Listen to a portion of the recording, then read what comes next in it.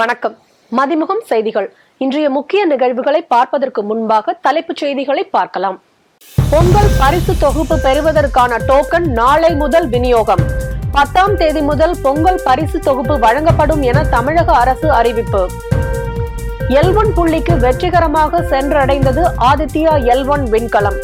India புதிய மைல்கல்லை எட்டியதாக பிரதமர் மோடி பெருமிதம். தமிழகத்தில் அடுத்த 5 நாட்களுக்கு கனமழைக்கு வாய்ப்பு. நாளை 3 மாவட்டங்களில் கனமழைக்கு வாய்ப்புள்ளதாக வானிலை மையம் தகவல். திமுக இளைஞர் அணி 2வது மாநில மாநாடு 21ஆம் தேதி சேலத்தில் நடைபெறும் என திமுக தலைமை அறிவிப்பு. நிவாரணத் தொகை 6000 ரொக்கமாக வழங்க உத்தரவிடப்பட்டது குறித்து தமிழக அரசு விளக்கம். வெள்ளத்தில் வங்கி விவரங்கள் தொலைந்திருக்கக்கூடும் என சென்னை உயர்நீதிமன்றத்தில் பதில். விரிவான செய்திகள். பொங்கல் பரிசு தொகுப்புக்கான டோக்கன் நாளை முதல் விநியோகம் செய்யப்பட உள்ள நிலையில் 10ஆம் தேதி முதல் பரிசு தொகுப்பு விநியோகம் செய்யப்படும் என தமிழக அரசு அறிவித்துள்ளது.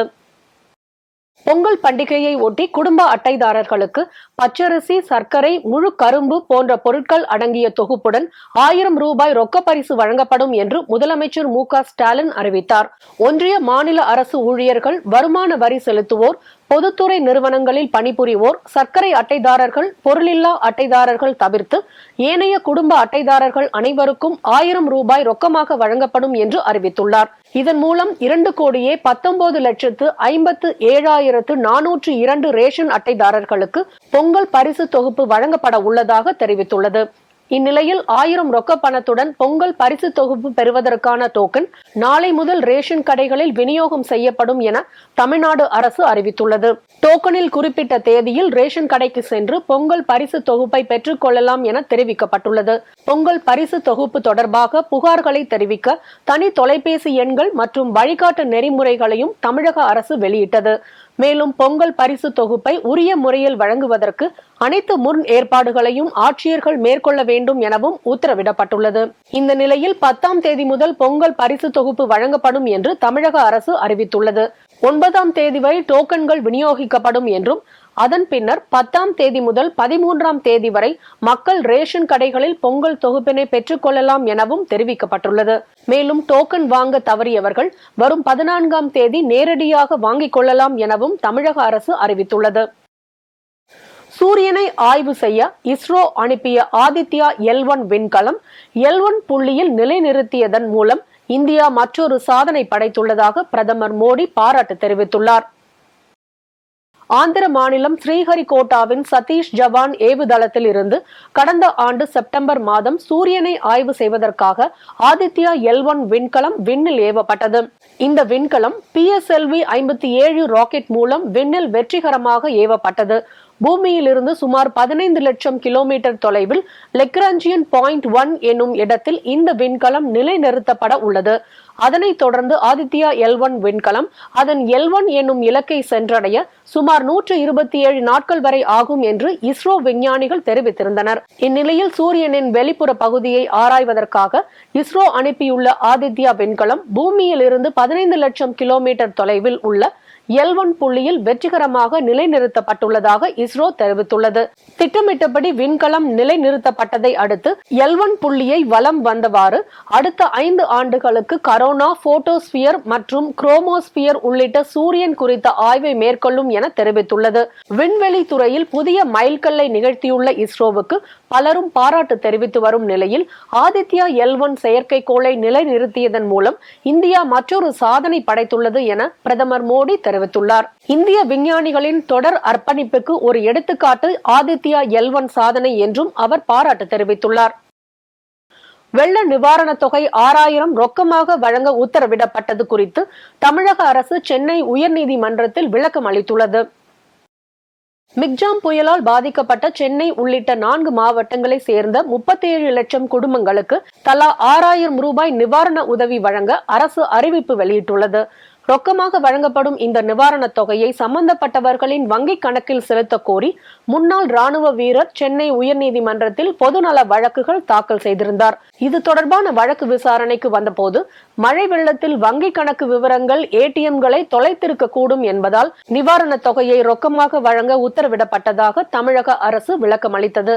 சட்டம் ஒழுங்கு பிரச்சனை இல்லாமல் ரேஷன் கடைகள் மூலம் நிவாரணத் தொகை வழங்கப்பட்டதாகவும், மழை வெள்ளத்தால் பலியானவர்களுக்கான இழப்பீடு, பயிர் சேதத்திற்கான இழப்பீடு, கால்நடைகளுக்கான இழப்பீடு, சேதமடைந்த படகுகளுக்கான இழப்பீடுகளை அதிகரித்து முதல்வர் உத்தரவு பிறப்பித்துள்ளதாகவும் பதில் மனுவில் தெரிவிக்கப்பட்டுள்ளது. இதைத் தொடர்ந்து வழக்கு விசாரணை February 2 ஒத்திவைக்கப்பட்டது.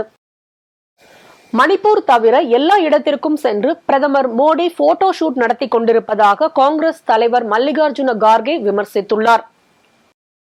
இந்திய ஒற்றுமை நியாய யாத்திரையை ராகுல் காந்தி வரும் 14 தொடங்க உள்ள நிலையில் அதற்கான லோகோ மற்றும் முழக்கத்தை காங்கிரஸ் தலைவர் மல்லிகார்ஜுன கார்கே இன்று வெளியிட்டார். டெல்லியில் உள்ள காங்கிரஸ் தலைமையகத்தில் நடைபெற்ற பத்திரிகையாளர் சந்திப்பில் காங்கிரஸ் தலைவர் மல்லிகார்ஜுன கார்கே, கட்சியின் செய்தி தொடர்பு பொதுச் செயலாளர் ஜெயராம் ரமேஷ், காங்கிரஸ் அமைப்பு பொதுச் செயலாளர் KC வேணுகோபால் ஆகியோர் லோகோ மற்றும் முழக்கத்தை வெளியிட்டனர். பின்னர் செய்தியாளர்களிடம் பேசிய மல்லிகார்ஜுன கார்கே, சர்வாதிகாரம் மற்றும் ஆணவத்திற்கு தகுந்த பதிலடி கொடுப்பதற்காக கோடிக்கணக்கான நாட்டு மக்களின் அன்பையும் பிரார்த்தனையையும் எடுத்துக் கொள்வதற்காக இந்த யாத்திரை நடத்தப்படுவதாகவும் அவர் தெரிவித்தார். மணிப்பூரில் செல்ல பிரதமர் மோடிக்கு நேரமில்லை என கண்டனம் தெரிவித்த அவர், காலையில் விழித்தவுடன் கடவுளை தரிசிப்பது போல் எங்கு பார்த்தாலும் மோடியின் படங்கள் உள்ளதாக விமர்சித்தார்.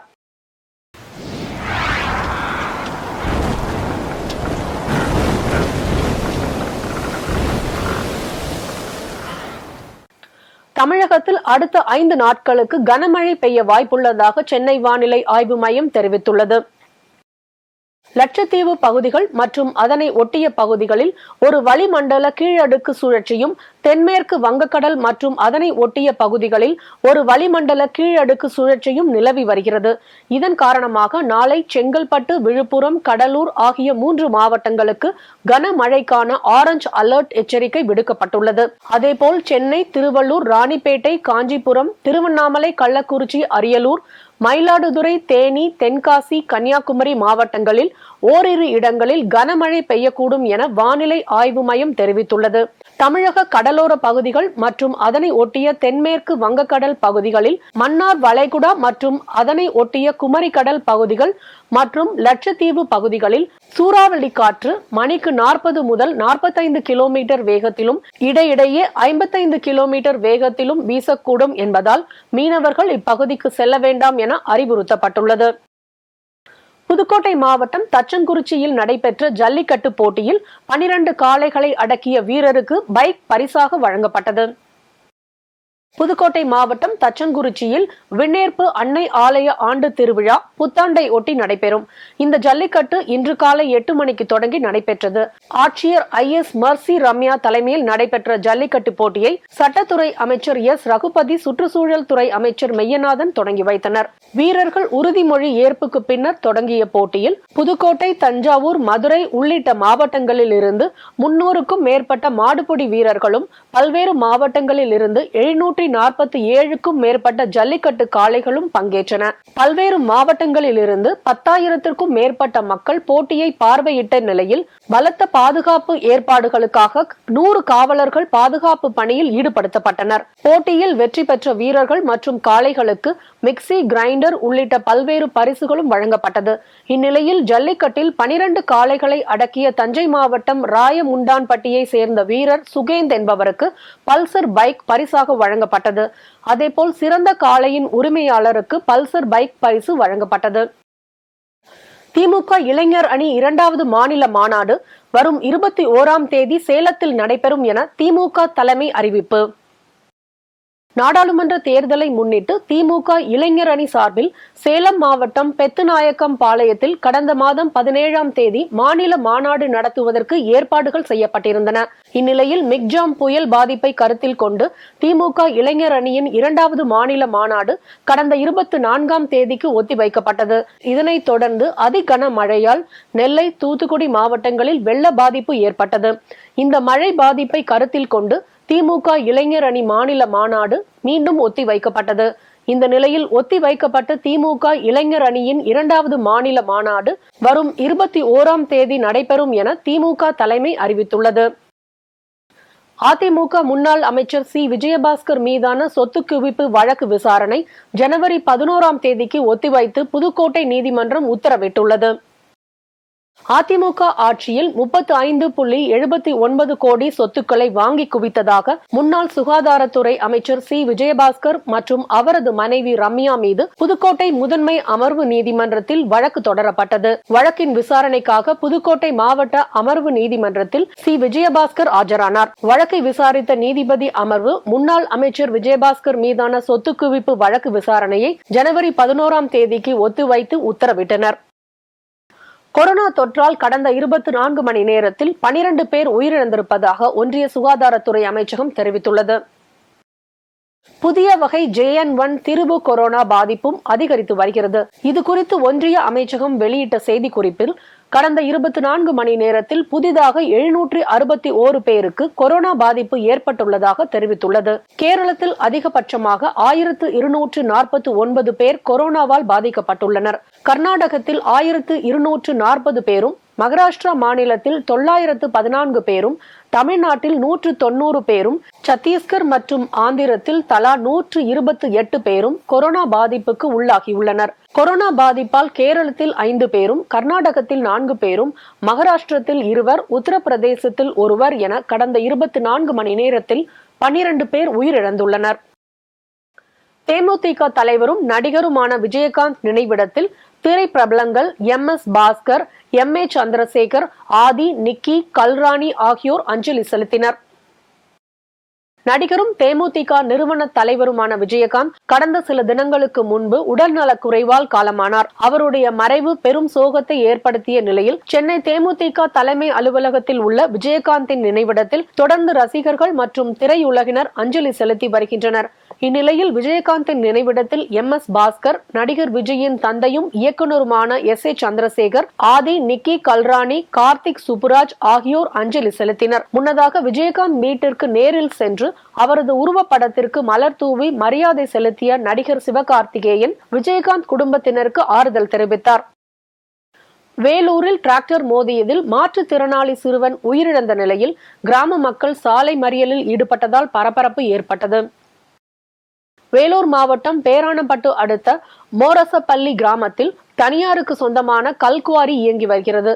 இந்நிலையில் கல்குவாரியில் இருந்து ஜல்லிக்கற்கள் ஏற்றி வந்த டிராக்டர் வாகனம் ஒன்று மாற்றுத்திறனாளி சிறுவன் மீது மோதியதில் அவர் சம்பவ இடத்திலேயே உயிரிழந்தார். இதனைத் தொடர்ந்து கிராம மக்கள் கல்குவாரியில் இருந்து வரும் வாகனங்கள் அதிவேகமாக வருவதாகவும் அந்த வாகனம் தங்கள் கிராமத்தின் வழியாக செல்லக்கூடாது எனவும் விபத்து ஏற்படுத்திய ஓட்டுநர் மீது நடவடிக்கை எடுக்க வேண்டும் எனவும் சாலை மறியலில் ஈடுபட்டனர். தகவல் அறிந்து வந்த காவல்துறையினர் சாலை மறியலில் ஈடுபட்ட பொதுமக்களிடம் பேச்சுவார்த்தை நடத்தி நடவடிக்கை எடுப்பதாக உறுதியளித்த பின் போராட்டத்தை கைவிட்டு கலைந்து சென்றனர். டிராக்டர் மோதி மாற்றுத்திறனாளி சிறுவன் உயிரிழந்த சம்பவம் அப்பகுதியில் பெரும் சோகத்தை ஏற்படுத்தியுள்ளது. பல்வேறு மாவட்டங்களில் நடைபெற்ற தகவல்களை களத்தில் மதிமுகம் பகுதியில் பார்க்கலாம்.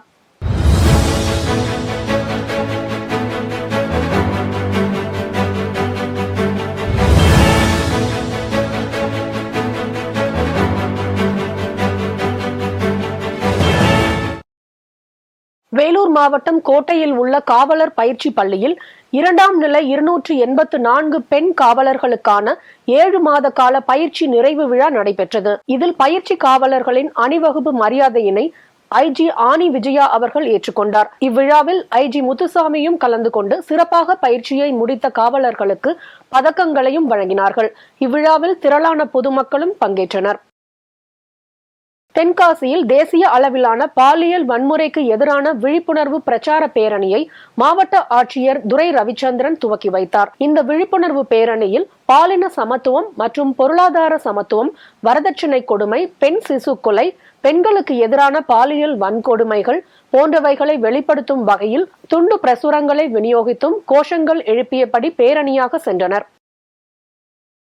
திருப்பத்தூர் அடுத்த கந்திலி ஒன்றியத்துக்குட்பட்ட விவசாய கிணற்றில் உள்ள சுமார் 35,000 ரூபாய் மதிப்புள்ள பொருட்களை மர்ம நபர்கள் திருடி சென்றுள்ளனர். அதேபோல் அதே பகுதியை சேர்ந்த குமரேசன் என்பவரது நிலத்தில் உள்ள நாகம்மன் கோயிலின் பூட்டை உடைத்து அம்மன் கழுத்தில் அணிந்திருந்த 1 சவரன் மதிப்புள்ள தங்க நகை மற்றும் குத்துவிளக்கு, வெள்ளி பொருட்கள் உள்ளிட்ட சுமார் 1 லட்சம் மதிப்புள்ள பொருட்களையும் மர்ம நபர்கள் கொள்ளையடித்து சென்றுள்ளனர். அடுத்தடுத்து ஏற்பட்ட கொள்ளை சம்பவத்தால் அப்பகுதி மக்கள் அச்சமடைந்துள்ளனர். இதை குறித்து காவல்துறையினர் விசாரணை மேற்கொண்டு வருகின்றனர்.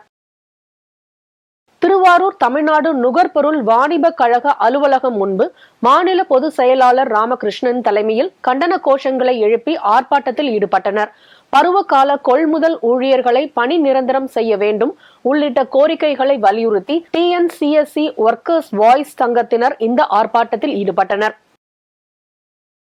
திண்டுக்கல் மாவட்டம் அருள்மிகு தண்டாயுதபாணி சுவாமி திருக்கோயில் அடிவாரம், கிரிவீதி, சுற்றுலா வாகன நிறுத்துமிடம் உள்ளிட்ட பகுதிகளில் உள்ள ஆக்கிரமிப்பு அகற்ற ஓய்வு பெற்ற நீதிபதி பாரதிதாசன் தலைமையில் ஆய்வு மேற்கொண்டனர். இதில் மாவட்ட ஆட்சியர் பூங்கொடி, மாவட்ட காவல் கண்காணிப்பாளர் பிரதீப், நெடுஞ்சாலைத்துறை அதிகாரிகள், பொதுப்பணித்துறை அதிகாரிகள், நகராட்சி ஆணையர், கோயில் இணை ஆணையர், முன்னாள் இணை ஆணையர் உள்ளிட்ட அதிகாரிகள் இடம்பெற்றுள்ளனர். இதனைத் தொடர்ந்து திருக்கோயில் தலைமை அலுவலகத்தில் ஆலோசனை கூட்டம் நடைபெற்றது. கோவை குனியமுத்தூர் பகுதியில் உள்ள ஸ்ரீ கிருஷ்ணா பொறியியல் மற்றும் தொழில்நுட்ப கல்லூரியில் 21வது பட்டமளிப்பு விழா நிகழ்ச்சி நடைபெற்றது. இந்த நிகழ்ச்சியில் ஸ்ரீ கிருஷ்ணா கல்வி நிறுவனங்களின் தலைவரும் நிர்வாக அறங்காவலருமான மலர்விழி தலைமை தாங்கினார். இந்த பட்டமளிப்பு விழா நிகழ்ச்சியில் சிறப்பு விருந்தினராக கலந்து கொண்ட டாடா கன்சல்டன்சி சர்வீஸ் நிறுவனத்தின் பிராந்திய தலைவர் கணேஷ் திருநாவுக்கரசு மாணவ மாணவியர்களுக்கு பட்டங்களை வழங்கினார். திருவள்ளூர் மாவட்டம் வல்லூரை சேர்ந்த பெட்ரோல் பங்க் ஊழியர் ஆசீர்வாதம் என்பவர் பணியை முடித்துவிட்டு சைக்கிளில் வீட்டுக்கு சென்றபோது பட்டமந்திரியிலிருந்து வடசென்னை அனல் மின் நிலையம் நோக்கி சென்ற கண்டெய்னர் லாரி அவர் மீது மோதியது. இந்த விபத்தில் சம்பவ இடத்திலேயே ஆசீர்வாதம் உயிரிழந்தார். இதுபோன்று இப்பகுதியில் அடிக்கடி விபத்து நடப்பதாகவும் இதற்கு தக்க நடவடிக்கை மேற்கொள்ள வேண்டும் எனவும் கூறி பொதுமக்கள் சாலை மறியலில் ஈடுபட்டனர். சென்னை தாம்பரம் சானிட்டோரியம் அருகே பணியாளர்களை ஏற்றி வந்த வாகனம் திடீரென கட்டுப்பாட்டை இழந்து முன்னால் சென்ற கார் மீது மோதியது. அதில் நிலை தடுமாறிய வேன் சென்டர் மீடியேட்டரில் மோதி கவிழ்ந்தது. இதில் பயணித்த 16 பேரும் காயமடைந்தனர். அவர்களை அங்கிருந்து மீட்டு குரோம்பேட்டை அரசு மருத்துவமனையில் சிகிச்சைக்காக அனுப்பி வைத்தனர். தகவல் அறிந்து வந்த காவல்துறையினர் இந்த விபத்து குறித்து வழக்கு பதிவு செய்து விசாரணை மேற்கொண்டு வருகின்றனர். இதனால் அப்பகுதியில் போக்குவரத்து பாதிப்படைந்தது. திருவள்ளூர் மாவட்ட காவல்துறை பயிற்சி பள்ளியில் தமிழ்நாடு காவல்துறை பணிக்கு தேர்வான 429 காவலர்களுக்கு கடந்த 8 மாதங்களாக திருவள்ளூர் அடுத்த கனகவல்லிபுரம் கிராமத்தில் உள்ள காவலர் பயிற்சி பள்ளியில் பயிற்சி நடைபெற்றது. அந்த பயிற்சி வகுப்பில் பல்வேறு போட்டிகளில் வெற்றி பெற்று முதல் 3 இடங்களை பெற்றவர்களுக்கு பரிசு மற்றும் சான்றிதழ் வழங்கப்பட்டது. இந்த 2ஆம் நிலை காவலர் பயிற்சி வகுப்பு நிறைவு விழாவில் வடக்கு மண்டல காவல்துறை தலைவர் கண்ணன் உள்ளிட்ட காவல் அதிகாரிகள் கலந்து கொண்டனர். மதுரை மாவட்டம் திருமங்கலம் அருகே ஆண்கள் மட்டுமே பங்கேற்ற வினோத திருவிழாவில் கறிவிருந்து பரிமாற்றம் நடைபெற்றது. மதுரை மாவட்டம் திருமங்கலம் கரடிக்கல் அருகே அனுப்பப்பட்டி கிராமத்தின் காவல் தெய்வமாக கரும்பாறை முத்தையா கோவில் விளங்குகிறது. இந்த கோயிலில் பல ஆண்டுகளாக மார்கழி மாதம் ஆண்கள் மட்டுமே பங்கேற்கும் திருவிழா நடந்து வருகிறது. இந்த திருவிழாவில் பலியிடப்படும் ஆடுகள் நேர்த்திக்கடனாக விடப்பட்டு கோவிலிலேயே வளர்க்கப்படுகின்றன. இந்த ஆண்டு கரும்பாறை முத்தையா கோவிலில் நடைபெற்ற திருவிழாவில் நேர்த்திக்கடனாக விடப்பட்ட 62 ஆடுகள் கோயிலில் பலியிடப்பட்டு பிரம்மாண்ட அசைவ விருந்து தயாரானது. பின்னர் அங்கு கூடியிருந்த ஆயிரக்கணக்கான ஆண்களுக்கு உணவு பரிமாறப்பட்டது. இசையமைப்பாளர் AR ரஹ்மானுக்கு முதலமைச்சர் MK ஸ்டாலின் பிறந்தநாள் வாழ்த்து தெரிவித்துள்ளார். இன்று பிறந்தநாள் கொண்டாடிய இசையமைப்பாளர் AR ரஹ்மானுக்கு அமைச்சர் உதயநிதி ஸ்டாலின், நடிகர் கமல், இயக்குனர் மாரி செல்வராஜ், இசையமைப்பாளர் யுவன் சங்கர் ராஜா உள்ளிட்ட பலரும் வாழ்த்து தெரிவித்தனர். பிறந்தநாள் வாழ்த்து தெரிவித்துள்ள முதலமைச்சர் MK ஸ்டாலின், இசையால் உலகையும் உள்ளங்களையும் வென்று அன்பின் பாதையில் பயணிக்கும் தமிழ் புயல் ரஹ்மானுக்கு பிறந்தநாள் வாழ்த்துக்கள் என தனது X பக்கத்தில் வாழ்த்து தெரிவித்துள்ளார். இன்றைய தங்கம் வெள்ளி விலை வழங்குவோர் அட்டிகா கோல்ட் கம்பெனி. சென்னையில் இன்று 22 கேரட் ஆபரண தங்கத்தின் விலை கிராமுக்கு 10 ரூபாய் குறைந்து 5850 ரூபாய்க்கு விற்பனை செய்யப்படுகிறது. மேலும் 1 சவரன் ஆபரண தங்கத்தின் விலை 80 ரூபாய் குறைந்து 46,800 ரூபாய்க்கு விற்பனை செய்யப்படுகிறது. வெள்ளியின் விலையில் எவ்வித மாற்றமும் இன்றி 1 கிராம் வெள்ளி 78 ரூபாய்க்கும் 1 கிலோ வெள்ளி 78,000 ரூபாய்க்கும் விற்பனை செய்யப்படுகிறது. காங்கோ நாட்டில் பெய்து வரும் கனமழையால் பெருவெள்ளம் ஏற்பட்டுள்ளது. இந்த வெள்ளத்தில் சிக்கி 300க்கும் மேற்பட்டோர் உயிரிழந்துள்ளதாக அந்நாட்டு அரசு அறிவித்துள்ளது. பெருவெள்ளத்தால் ஆங்காங்கே நிலச்சரிவுகள் ஏற்பட்டுள்ளதால் சுமார் 43,750 பேர் வீடுகளை இழந்து தவித்து வருகின்றனர். பலரும் படுகாயமடைந்துள்ளதாக தகவல் தெரிவித்துள்ளனர். தெற்கு கிவு மாகாணத்தின் கலேகே பிரதேசம் மிக மோசமாக பாதிக்கப்பட்டுள்ளதாகவும் தெரிய வந்துள்ளது. மேலும் பல சடலங்கள் மீட்கப்பட்டுள்ளதாக அப்பகுதி நிர்வாகிகள் தெரிவித்துள்ளனர். மீண்டும் தலைப்புச் செய்திகள். பொங்கல் பரிசு தொகுப்பு பெறுவதற்கான டோக்கன் நாளை முதல் விநியோகம். 10ஆம் தேதி முதல் பொங்கல் பரிசு தொகுப்பு வழங்கப்படும் என தமிழக அரசு அறிவிப்பு. L1 புள்ளிக்கு வெற்றிகரமாக சென்றடைந்தது ஆதித்யா L1 விண்கலம். இந்தியா புதிய மைல்கல்லை எட்டியதாக பிரதமர் மோடி பெருமிதம். தமிழகத்தில் அடுத்த 5 நாட்களுக்கு கனமழைக்கு வாய்ப்பு. நாளை 3 மாவட்டங்களில் கனமழைக்கு வாய்ப்புள்ளதாக வானிலை மையம் தகவல். திமுக இளைஞர் அணி 2வது மாநில மாநாடு 21ஆம் தேதி சேலத்தில் நடைபெறும் என திமுக தலைமை அறிவிப்பு. நிவாரணத் தொகை 6000 ரொக்கமாக வழங்க உத்தரவிடப்பட்டது குறித்து தமிழக அரசு விளக்கம். வெள்ளத்தில் வங்கி விவரங்கள் தொலைந்திருக்கக்கூடும் என சென்னை உயர்நீதிமன்றத்தில் பதில். இத்துடன் செய்திகள் நிறைவடைந்தன. மீண்டும் செய்திகள் காலை 8 மணிக்கு. மேலும் செய்திகளை தெரிந்து கொள்ள மதிமுகம் பிரைம் யூடியூப் தளத்தில் இணைந்திருங்கள்.